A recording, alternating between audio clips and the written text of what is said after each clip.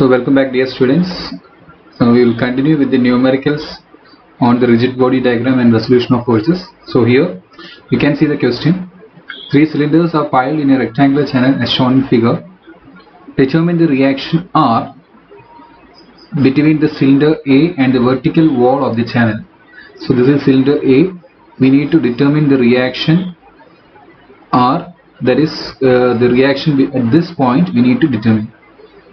So here first of all we need to draw the free body diagram of these figures, these cylinders. So if I am drawing the free body diagram, you can see there is one contact point over here, one contact point over here, 2, 3, 4, 5, 6 contact points are there. So first, whenever you are drawing a free body diagram, you need to identify the contact points. So I am drawing it separately, the figures I am drawing it separately. The first one, I am having the sphere C over there. So the sphere C is having a self weight. A self weight is acting on this, that is, you can write the self weight of this structure, that is WC is there. Now it is having a contact point H1, so there will be a reaction force, I will name it as R1. Then it is having a contact point 2, so it will be having a reaction force R2 acting like this. So the free body diagram of the first is done. Now I will draw the free body diagram for the second sphere. Having the second sphere like this.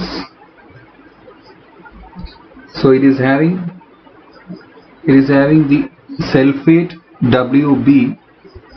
It is acting downward direction, and there are 2 contact points, that is R2 and R4. Sorry, there are 3 contact points, that is, here you can see R2 contact point here. R2 contact point is here. Then there is one R3. It is having contact point at point 3, there is R3, and another contact point, that is R4 here. So that completes the free body diagram for the second sphere, and there is one more sphere, that is sphere number A. You can see here, if I am drawing the free body diagram for that sphere. So here you have the dead weight of that, so the self weight of that, that is WA is here. Then you have R4 acting like this, R4. Now there is another contact point between the surface, that is you have R5, and the required one, that is your R6. So now the free body diagram for the 3 spheres are done. Now you need to determine the value for this R6. You are asked to find the value for this R6. So we will start with, I told you this is a concurrent force system. So when we need to start with a force system where there are only 2 unknowns. So you can see here, as we move to the first one, you can see here there are how many unknowns? There are 2 unknowns, that is R1 and R2. So we could start with here. Now if we go to here, there are 1, 2, 3 unknowns. So we cannot start here. Here also, if we are going, there are 1, 2, 3 unknowns. So definitely we should start with the first one, such that these 2 unknowns will be now known. You will find the value for R2. Once you found the value for R2, it's easy. You will get the value for R4 and R3. So there are only 2 unknowns here. Once you find the value for R4, now here there are only 2 unknowns. You can go to R6. You can find the value for R6. This is how you will proceed to this problem. So once you have found out the free body diagram, now you need to determine the angle between all these. So that is simple trigonometry and trigonometry. You have this value for your total trough as 18 centimeter, and this is having, sphere A is having 4 centimeter, sphere B is having 6 centimeter, and sphere C is having 5 centimeter as diameter. So once you get this value, this is 5 centimeter, this is 5 centimeter, and this is 6 centimeter. So the total distance is 11 centimeter. Now we need to find this value. This value is actually what? If I am extending this to here, you can see this value. This value is totally is 18.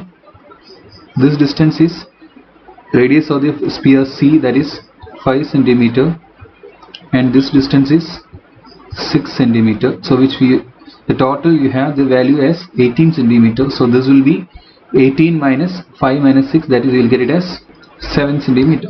Similarly, you will get the value for this one also, that I will denote it by another color. You will get the value for this also, that is this distance you have for sphere A, this is 4 centimeter, and sphere B, this is 6 centimeter, which means you will get this distance as 8 centimeter. So solving these two, you will get the value for your angle, this angle as, you will get this angle, let it be theta 1, and this angle I am calling it as theta 2. You don't go for considering these angles. Theta 2, I'll get theta 1 as, you'll get theta 1 as sine inverse 7 divided by 6. You'll get this value theta 1 as 39.52 degree, and theta 2 as, that is this value, you'll get it as 53.13 degree. Now once you get these values, I can draw the final resolution force diagram. That is, considering the first one, I can draw the force diagram as, I have R1 like this, W, R1 W, and R2 is going like this. This is my x-axis, this is my positive, sorry, this is my y-axis, this is my positive x-axis. Now you obtain this value as, this is your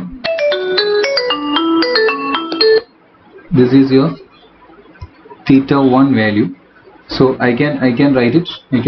So we need to find the value for R2, that is, I can write, this is WA, and WA value, sorry, WC value is this. WC value, you have the value as, so theta 1 value, you know, this in Newton, I'll write W is equal to M into G, that is 20 into 10, that is 200 Newton. You'll get this value as 200 Newton. So if I am writing sigma Fy is equal to 0, this is positive and this is negative,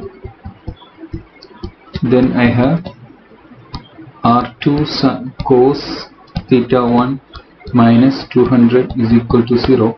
From here I'll get the value for R2 as 259.26 Newton. I am not going to find the value for R1 because that is of no use, because in the question it is not asked to find the value for R1. If you want to find the value for R1, you can directly find it by sigma Fx is equal to 0. But be smart, you are asked to find the value for R6. So in order to get the value for R6, you require this R2 which I had found out. Now we will move on to this one, the second figure. So if you draw this line representation of this, you have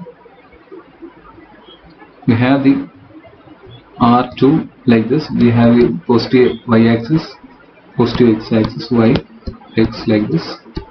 You have R2 acting like this. Then you have the R3 in the x direction, negative x direction, that is R3. Then WB, weight of this, that is WB. I'm taking G as 10. Then I have 400 Newton, 40 into 10. That is 400 Newton. Then you have another one, R4, which is acting like this. R4 is acting like this. So R4 means it is acting this way. That is, if this is theta 2, then don't need to get this value. You take this value. This is theta 2. Then this is also theta 2. So which means I can represent this as theta 2. And now the theta 2 value is known to you. Theta 2 value is 53.13, which means I need to find the value for here R4. Again I am considering, I am taking the value for sigma Fy. Now you may be clear why we are taking sigma Fy alone. Sigma Fy is equal to 0. This is positive and this is negative. I am taking I will get r4 sine theta 2, sorry, it's not sine,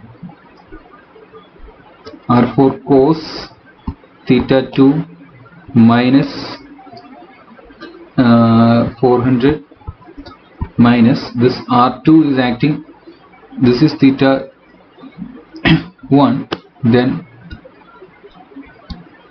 this angle is also theta 1, which means this angle is also theta 1. So I will get this as minus r1 cos theta 1 is equal to 0. Sorry, r2 cos theta 1 is equal to 0. This value is known to you because we had found this value previously. Now the only unknown here is r4.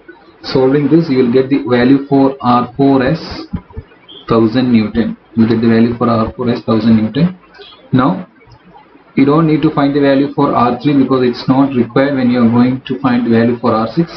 Suppose you are asked to find the value for r3, you could have gone for sigma h is equal to 0. Now you will move on to the last one, that is last free body diagram. Here we have r6 in this way, WC here, the positive y-axis, positive x-axis. You have the value for r4. R4 is acting like this. This is r6. Then you have one contact with the bottom, that is r5, as well as we have the contact, that is here r5 is acting, and this is theta 2 value we have over here. So here you will get the value for theta 2. Now you need to determine these values, that is you have sigma. If I am taking sigma fy, then I need to find the value for r5. So be smart, you need to find the value for r6. So we will go for sigma fy is fx is equal to 0. Fx is equal to 0. This direction I will take it as positive, and this direction I will take it as negative. So which means r6 minus r4 sine theta 2 is equal to 0. Here r4 is known to you, that is 1000 Newton. So you could find the value for r6 as, you will get the value, substituting that you will get the value for r6 as 800 Newton. So that is, you will get the value for r6 as 800 Newton. Now there is an important question. There was one doubt from the student. Suppose you got this value for r4 as negative. That is, r4 as negative means the direction you have assumed, is wrong. Which means the direction of r4 is in the other direction, that is in this direction. That is the only difference that is causing. Now once you have your direction for r4 is known, when you are substituting over here, either you can give the original direction and you can write the original equation, or you can write the equation based on your assumed direction and you can give the original value. Suppose you have given the assumed direction as in this direction, but the real was this one, suppose. So here, if the direction was this one, you have assumed it is in this way, you have written the equation based on that. Now when you are substituting the value, you need to substitute the original value, that is minus 1000, because this is in the other direction, you have written based on your assumed direction. So that is the difference. We will solve one numerical based on that. I hope you are clear with this. Now we have another question. You need to try it by yourself. The same question. The only thing here you are going to feel some difficulty is to find the angle between these two. Think from your side. I will give you a hint that in the question this distance, that is your LM and MN distance are same. This LM and MN distance are same, which means if I bisect this angle and this angle same. So based on this assumption, please try to solve this question. Use your brain, because every time you will be seeing different questions. So use your brain, try to solve this question. Thank you, students.